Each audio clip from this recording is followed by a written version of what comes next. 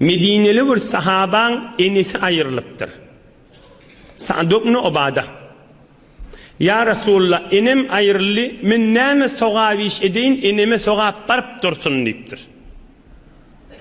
Peygamberimiz Aleyhissalatu vesselam aydıptır, el-ma, Medine-i Münevvere su verip deyiptir. Bir kuyu qadıp su çıkarıp bilsen beter qav olur deyiptir. Ilımlı, ahun mollan içinde geziyen ve keplerini kulak asıyan cavan dostqa kulak asaylı. Fehafara bi'ran ve qala hâzihi li ummi Sa'd. Ravahul İmam Ahmed ve Ebu Davud ve Nisai. Kuyu qadıptır, su çıkıptır. Oham näme deyiptir şu sahaba? Hâzihi li ummi Sa'd. Şu kuyu men ecem için qadım deyiptir. Qavda hatta ecem için qadım deydiği näme deydiği? Belli da ki Allah için qadıptır, soğavi ecem için deydiği. Hâzihi li ummi Sa'd. Men şu kuyunu qadım, ecem için qadım deyiptir. Yani şu adama ececesi için qadıptır, kafir oldu deyip olur mu? Nauzu billah. Peygamberimizin öyle yanına aydıptır, şimen ecem için deyiptir. Yani näme ecem için deydiği? Aydın cevabı, yani näme? Yani soğavi ecem için. Qavdat işkali yok zattaş. Biz damak çalınanına da men bir koyun aytdım, men bir diye aytdım, men bir sığır aytdım. Şunu İmam Rızadan çürüyüm, ya danışman atadan çürüyüm, ya Behavettin İşan'dan çürüyüm, ya beyleki Koçmıra dağundan çürüyüm, ya beyleki teverrik İşanlardan çürüyüm, men damak aytdım, bir malın damağını çalacak diyen, yani näme? İn qawsi şıcıra aytmak.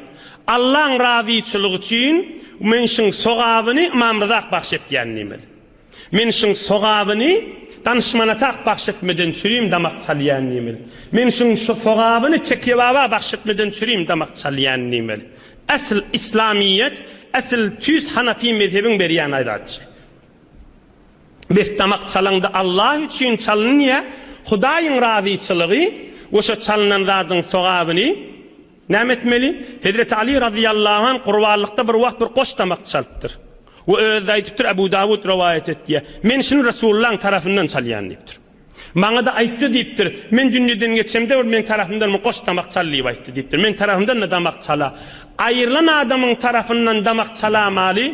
Huda için ve sogavi şol merhum için. Şol pir, şol evliya, şol hak peygamber ve her kim. İne kısaca düşünülmeli ya Allah, içerilemede düşündürmeli. Men malın damağını çalyan, ya palan pirden çürüyüm, ya kıvırırımla da. Ya tekevava men damak çalacak deydiğin näme bolmaly? Şon açık aytmaly oğlun şoň arasynda mesele açık bolar ýaly. Şoň sogabyn tekevava başa diýär, Hudaý üçin de damak çalýar diýmeli. Bes yine açıqraaq aýdyn. Şoň iki zat İslamda haram ip bolmaýar malyň damagyny çalanda. Biri näme? Biri şibiri. Hudaýyň adyny tutmany, başga zadyň adyny tutmak çalsa, bu bir belli bir zat damak çalınan haram bolýar, İslamyň haram diýen ip bolmaýar. Bu biri de hamany bir ziyaretka, kadim butperestlerini butda da ziyaretka şol kabryň güýüne gidip, şunu ey kabirdak yatan ine seni hormatlap damak çalýan ha diýip güýüne damak çalynsa o da haram. Görünüp duran zat, bir de elhamdülillah häzir unuçly bir musulman şey istir diýip eşitemedi. Tekrar edeyin, İslamda ikisi haram. Biri näme? Hudaýyň adyny tutmany, başga adyň adyny tut diye. Bir de şo maly ekidip, şo goýurçylykda şo güýüne şo ýanyna ekidip, yani sen saňa ýakynlamadan çürüm, ey kabirdak ýatan, saňa men hormatlap, saňa ýakynlap şunu damagyny çalyp duranlaryň ha diýip çakçekle bir ikisi haram bolar. Fiqh Hanafiden ahun mollalar ödeyecek bolsa Bahrur Ra'iq diýen Fiqh Hanafide düzülen muğtabar kitap, Kitab-ı Savm, Bab-ı İgtikaf'ın yakıncagyna şuurun açık aýdylypdyrda.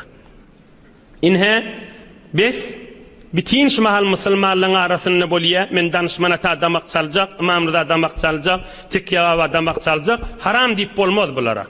Halal mal. Hudaýyň halalyny haram diýämäň. Bir neferden bir zat görüň, eşdakana, "Yo, dogry demişdik" diýip de haram diýmellerdir. Hudaýyň halal we haram meselesini ilmini bilip aýtmalydyr. Hudaýyň adyny tutmasa, ya şoň düýüne barıp şonu hormatlap damak çalyp dursa, emme onda näme bir tovarly goýuny ekip ýaşa ziyaretkada damak çalýar. Indi şu bir soraq da indi. Bir soraq aktiyan adamın niyeti şu olmalı. Şu tadak adamlara sadaka paylarını, şu tadak gariplere paylarını niveste, o şu tadak dua ederin diyse, şın işgali yok. Şide Bahrul Ra'iq diyen Fiqh Hanefi kitabımızda açık aytıp aytıyor. İnhe kısaca Peygamberimiz Aleyhissalatu vesselam yankı Müslüman molarlara aydıptır. Bütün düğünne damak çalınanları iman diydigi Allah'ın adı tutulmasa o bir de son düğünne damak çal fena hormatlar damak çal yana değilse şey ikisi haram. Ondan maşallah Allah'ın adı tutulup damak çalınsa hemmeleri halaldır.